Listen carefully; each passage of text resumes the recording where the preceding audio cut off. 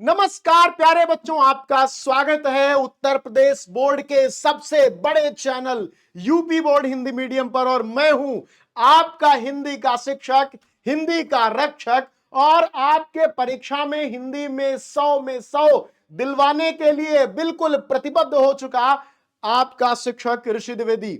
संकल्प 100 में 100 का। हिंदी विषय अपना विषय है और उस विषय में यदि 100 न मिलेगा तो क्या पड़ोसी के विषय में मिलेगा? सोच लो। ठीक है, तो जल्दी से सभी लोग इस सेशन को शेयर कर दो बेटा अपने सभी साथियों के साथ, क्योंकि आज बात छोटी नहीं होगी, 9 नंबर की होगी, निबंध की होगी। कौन से निबंध? जो आपकी परीक्षा में आने वाले हैं बेटा।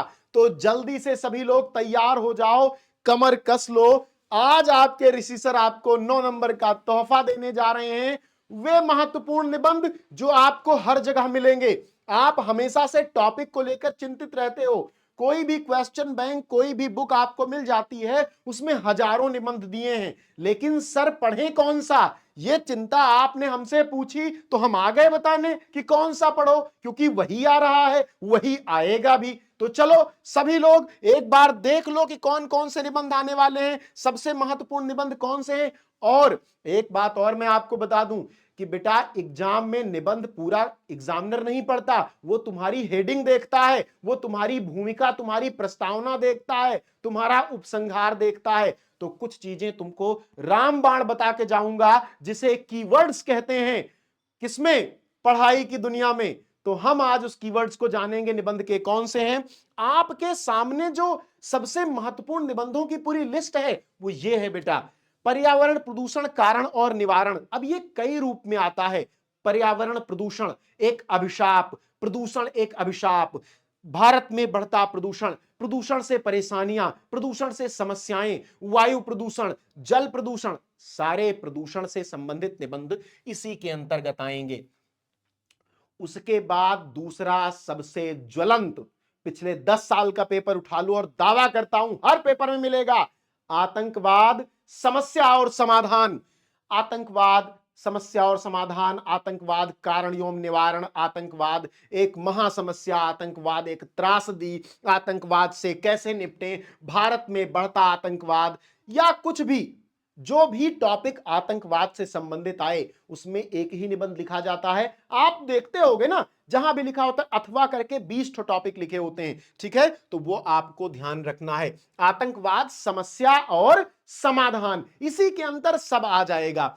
एक सबसे बड़ी समस्या जो केवल भारत की है, भारत अगर विश्व में जनसंख्या के आधार पर देशों को देखा जाए तो हम यहां हैं, बाकी लोग यहां हैं, टॉप पर हैं, हम पहली पोजीशन है हमारी। और हमारे यहां इसी वजह से एक और सबसे बड़ी समस्या उपलब्ध होती है बेटा, बेरोजगारी की। आप जानते हो बेरोजगारी वाला निबंध भी बहुत महत्वपूर्ण है। पिछले वर्षों से, पिछले वर्ष रिपीट हुआ है निबंध, तो इसलिए आप इसको भी पढ़ लोगे। और जनसंख्या वृद्धि, दोनों इंटरकनेक्टेड हैं। जनसंख्या बढ़ेगी, सबको नौकरी नहीं मिलेगी तो बेरोजगारी आएगी। आप आए दिन देखते होगे टीवी में, समाचारों में, इधर उधर बेरोजगारी बढ़ रही है, ये प्रतिशत वो प्रतिशत।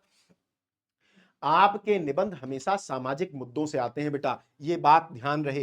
देखो इसीलिए जब जनसंख्या वृद्धि होगी तो आपके बेरोजगारी की समस्या भी आपके सामने पैदा हो जाएगी। तो ये ऐसे निबंध आप खोजो, ऐसे दिमाग लगाओ कि पेपर में क्या पूछा जाएगा, जो समाज में चल रहा है वही तो पूछा जाएगा।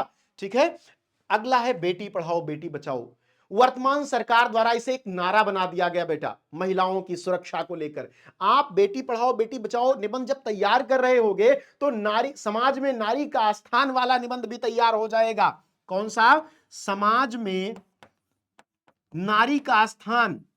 बहुत बार यह निबंध आया है। मैं इसको यहां क्यों बता रहा हूं? क्योंकि मैं आपको यह बताना चाहता हूं कि इन दोनों निबंधों को इंटरकनेक्ट करके पढ़ो। अलग अलग पढ़ोगे ना तो बोझ हो जाएगा तुम्हारे लिए। ये सरलता बताना भी तो मेरा काम है। आखिर आपके ऋषि सर की जिम्मेदारी है कि आपको 100 में 100 मिले, तो फिर मेरी बात भी माननी जरूरी है। छात्र जीवन में अनुशासन, रोज टाइम टेबल बनाते हो तुम बैठ के, 6 बजे उठेंगे, 6:30 बजे चाय पिएंगे, 7 बजे नहाएंगे, 7:30 बजे दौड़ने जाएंगे, 8 बजे आएंगे, फिर सो जाएंगे। ये टाइम टेबल काम नहीं करता। छात्र जीवन में अनुशासन का बहुत महत्व है।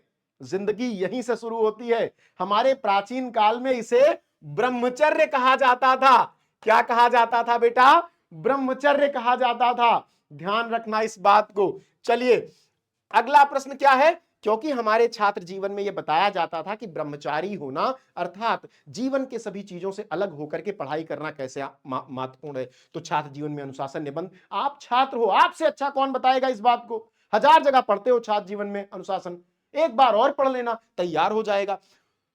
दूसरा सबसे महत्वपूर्ण निबंध छात्र जीवन में अनुशासन के बाद, मैं आपको बता रहा हूं, लिख के रख लो, यह निबंध आएगा, कोरोना महामारी, भविष्य की राह। कोरोना में हम कितने परेशान हुए बेटा।